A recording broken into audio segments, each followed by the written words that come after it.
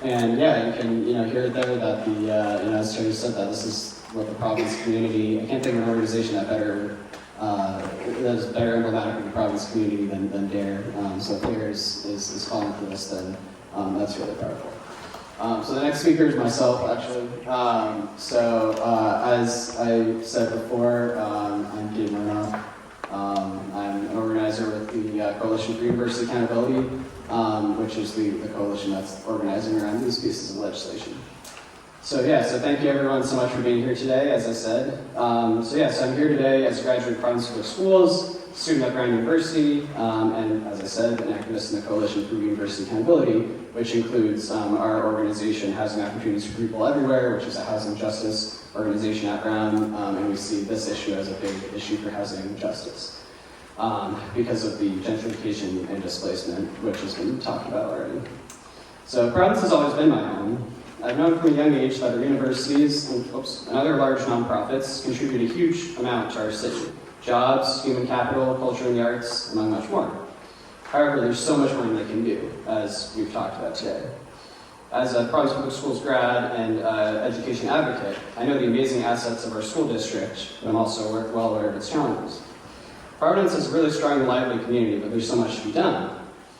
PPSD, which is short for Providence Public School District, for people that don't know, although I assume most people do know. PPSD has remarkable students from a diverse array of backgrounds who nevertheless face crumbling school buildings, lead pipes, insufficient resources for teachers, and so many other challenges.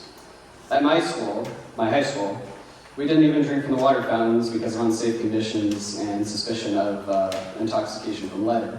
Roof leaks and disintegrating ceilings on rainy days were routine. And so many kids continue to fall through the cracks of our system year after year, which I, of course, saw firsthand. And all this with some of the world's greatest universities just a stone's throw away. As a student at Brown, I also know the incredible privilege and influence that exists right here, right in our backyard. It's safe to say at Brown that we do not struggle with roof leaks, as I'm sure our fellow Brown students here can attest. Brown gives us access to unimaginably beautiful facilities, to seemingly infinite resources, and has enormous investments that sometimes make it seem more like an enormous hedge fund than an institution of higher learning.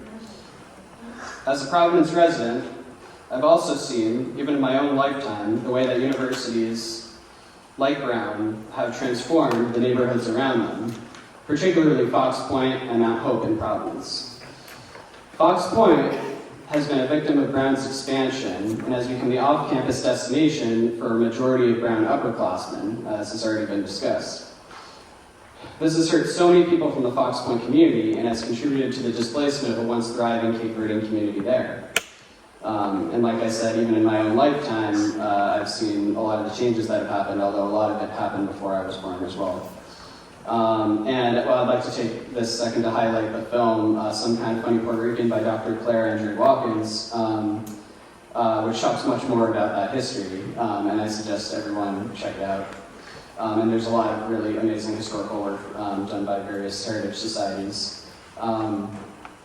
And I'd also like to take this opportunity to highlight the activism of so many Fox Point residents, particularly Cape Verdean residents, but also many others, over the past several generations to defend their heritage and their community that long pursued this current coalition.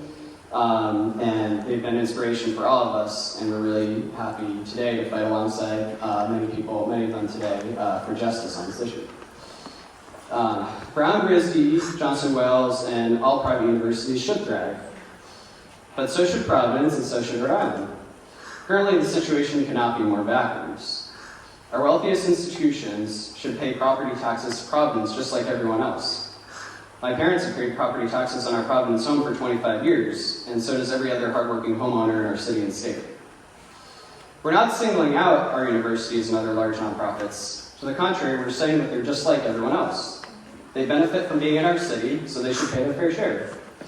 And as some of our best resource entities, they're best positioned to ensure that the next generation of PPSD students has drinkable water, to ensure that Rhode Islanders experiencing homelessness have a place to stay at night, and to ensure that all of our residents live in a city and state not perpetually stuck in debt. We need equity now, and we need tax equity now. Thanks so much.